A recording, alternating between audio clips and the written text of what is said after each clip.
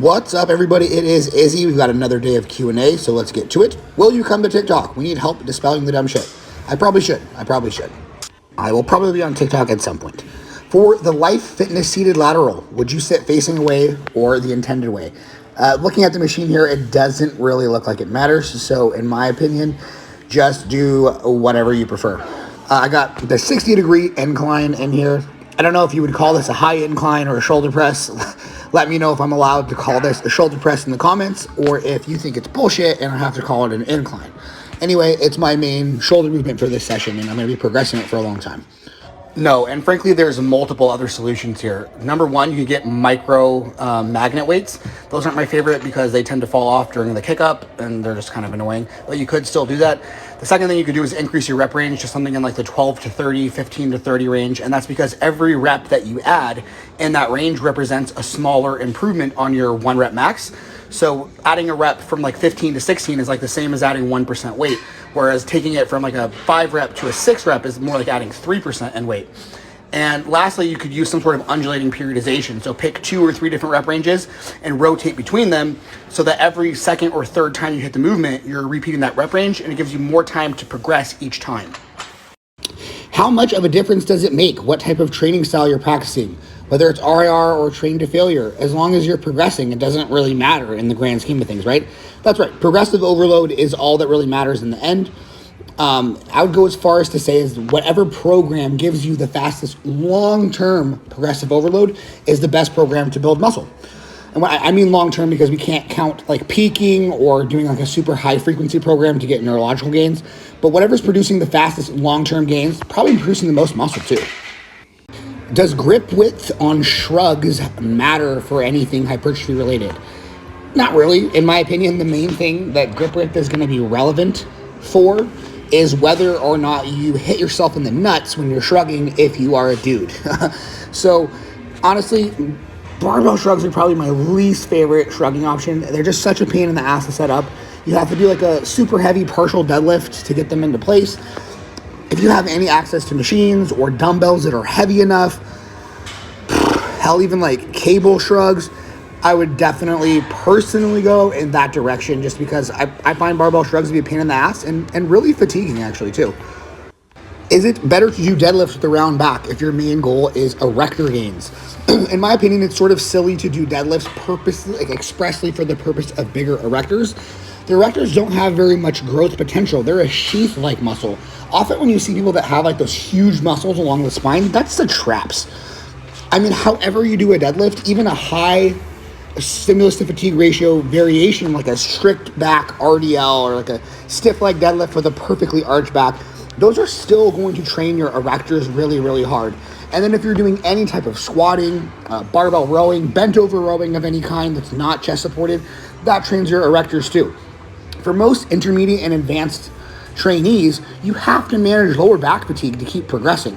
So I would not purposely select a deadlift variation that is the most fatiguing for your lower back. It's just not necessary. So the thing is with the bicep is it's an elbow flexor, but it's also a supinator. If you see that when I turn my hand, it actually fully flexes the bicep. So movements that allow full supination are actually better for training the biceps. The issue is that this fully supinated position causes a lot of people elbow pain because they don't have the mobility to actually get there. So a straight bar curl is probably a little bit better for training the bicep. The issue is that can you do it or not without elbow pain? And if you can't do it without elbow pain, then that's where the easy bar comes in.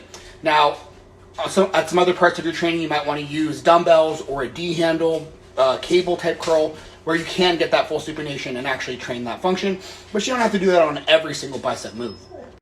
Is the hammer strength lying chest press machine lengthened biased? No, it is short biased. You can see this cute little white line that I drew on the screen shows that the weight goes more and more against gravity as you get closer to lockout, which is short biased. I am bulking. I had a 3-pound loss overnight from no diet changes. If my weight doesn't come back up, should I increase the calories? Personally, I ignore little fluctuations like this. I make my decisions based on weekly body weight averages. I weigh in every single morning.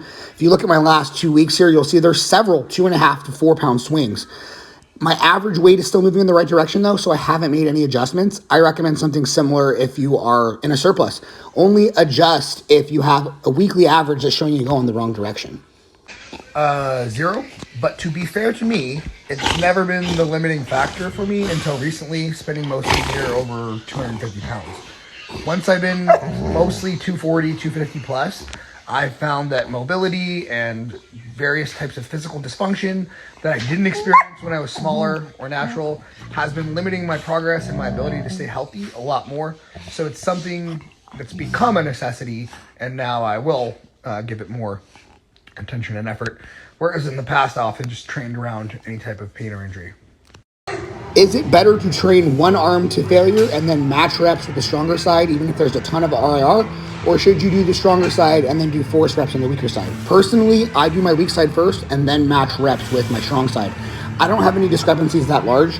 You might want to see if there's some sort of injury or weakness or setup difference, execution difference that's causing that, because that's a really big gap. And it might make me pause and evaluate to make sure everything's the same from set to set. No, man, it literally isn't, though. It's not forcing anything except for adding more fatigue. A good example of this is, like, let's say somebody's doing starting strength, okay? And in their last workout, they did 275 for 3 sets of 5. And in this workout, they did 280 for 3, 2, 1. And now they're going to go ahead and add a 4th set, and they get 250 for 5. They haven't forced any type of adaptation. They've actually regressed on every single thing. All they did was just do another set. You can always do another set if you keep lowering the weight. So adding sets does not represent any sort of positive adaptation. In terms of, there has to be another qualifier, another factor there. Like, you added a set at exactly the same weight in reps. It has to show that some kind of improvement has happened. You can't just add another set.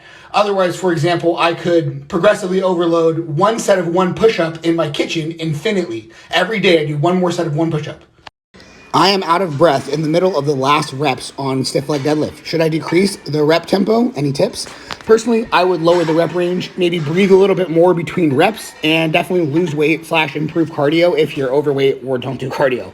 Personally, I don't even really bother with deadlift variations above 8, 10, 12 reps at the absolute most, because I find that cardio and just lower back fatigue ends up being a limiting factor more so than the muscle groups that I'm trying to train.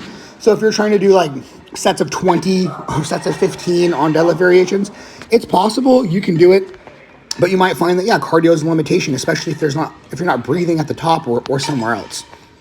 I think a fundamental misunderstanding of the Renaissance periodization model leads to a lot of people believing that adding sets is progressive overload.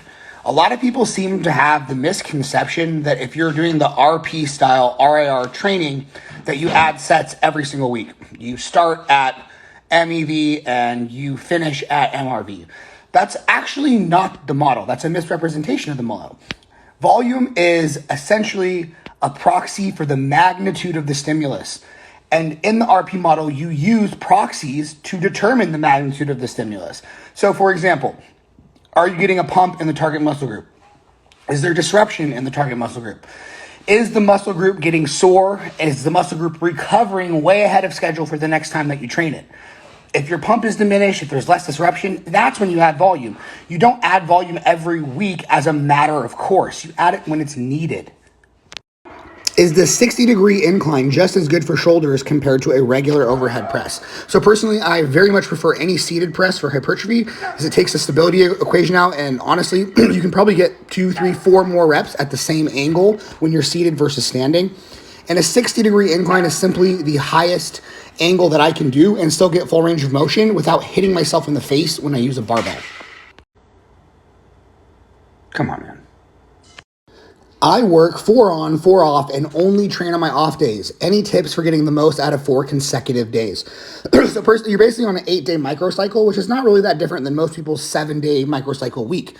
In my experience, it's easier to progress your lower body on approximately once per week frequency than it is for your upper body. There's a lot more muscles in the upper body, harder to do in my experience. So what I would probably do is something like upper, lower, arms, upper, and that way you can still train your lower body once a week, but you get 2 upper sessions where you can do basically push and pull is probably what I would do, and get that in twice per quote unquote week, whereas you're just doing legs once per week. And you're probably going to want to beat yourself up given how many off days you have in a row after these sessions.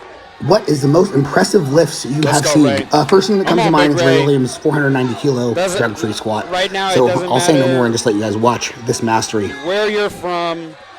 This is something you would be cheering for the sport of powerlifting, to see something like this happen. And you know what's crazy is we don't even know what's going on right now at the other meet in the That's venue, true.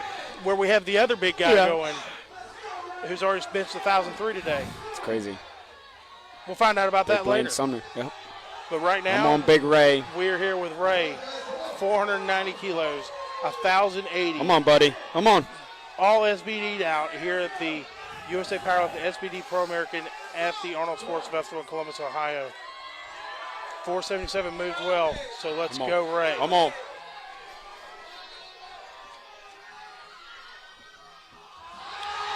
Oh, my gosh! And here we have Barry, my 19-year-old friend, asking us about dick drugs yet again. I think we are done talking about dick drugs, Barry, but thank you for the question. All right, everybody, that is it for today. If you liked the video, like the video. If you have anything you want to ask me, ask in the comments. If you think the video is worth sharing, then share the video. And if you haven't subscribed yet, go ahead and do that. Enjoy the rest of your day. Bye-bye.